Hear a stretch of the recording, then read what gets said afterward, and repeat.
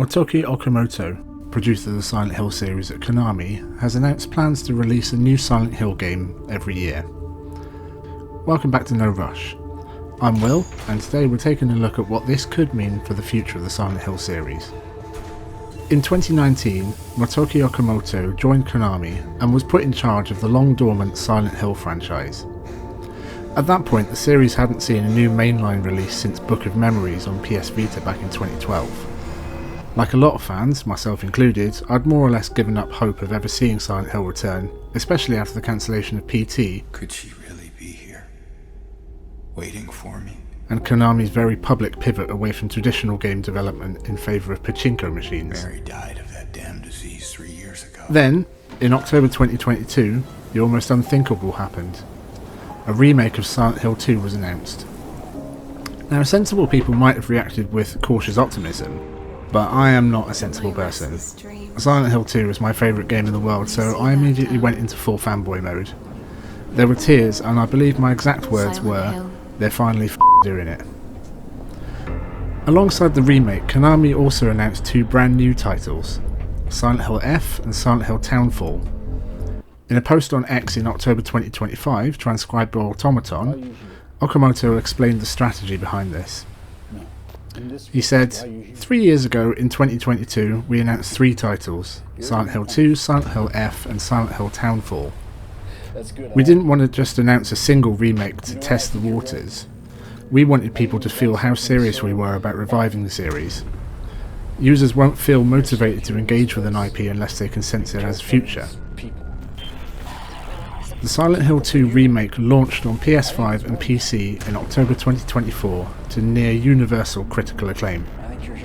Bloober Team had managed the near impossible, updating a beloved nearly 25-year-old game for modern hardware and audiences without losing what made it special. It was clear that Okamoto and Konami really were serious about doing this revival properly. Enough already! Hinako, your father. Stop sugarcoating it! Silent Hill F followed in September 2025 and also received very positive reviews. Critics praised its atmosphere, a core pillar of the series, and its bold new direction. Meanwhile, Silent Hill Townfall is being developed by Glasgow-based indie studio Screenburn Interactive in collaboration with Konami and Annapurna Interactive.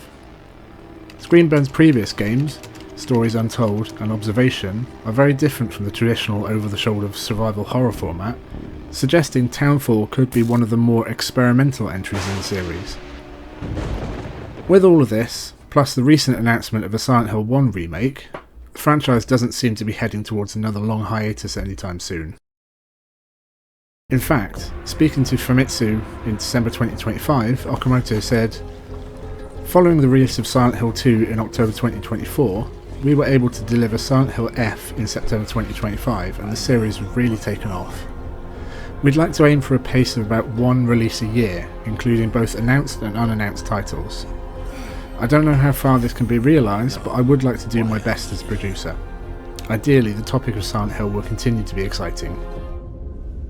There are a couple of ways to look at this. On the positive side, it's genuinely great to see Silent Hill receiving consistent new releases after more than a decade in limbo. It's also encouraging that outside of the remakes, Konami seems to be willing to let developers take the series in new and interesting directions. It's also worth noting Okamoto's caveat, "I don't know how far it can be realised." That suggests some flexibility, a willingness to slow down or change course if the plan isn't working as intended. A yearly release schedule can work. Sports games like FIFA, Madden and WWE 2K have done it for decades, selling millions of copies each year. That model works because the core of the sport doesn't change, just the rosters, presentation and a handful of mechanics. Well, the logic doesn't necessarily apply to a series like Silent Hill. A good comparison here is Assassin's Creed, which ran on a yearly release schedule from Assassin's Creed 2 in 2009 through Syndicate in 2015. Ubisoft eventually abandoned the model so that developers can take more time to evolve the mechanics and take advantage of new technology. Another major risk is fatigue.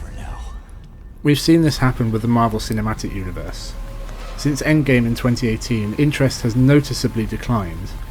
largely due to an overwhelming amount of content released in a short period of time. A yearly Silent Hill release schedule risks the same outcome, where each new entry generates less excitement than the last. So, can a yearly Silent Hill release schedule work? I'm ready. It's definitely a risk, but it's not doomed to fail. If future entries are as varied and interesting as Silent Hill F and Townfall, then Konami might actually pull this off. Mary? The key thing is restraint.